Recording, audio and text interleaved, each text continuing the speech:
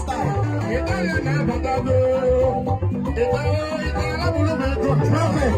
Prophet Evil.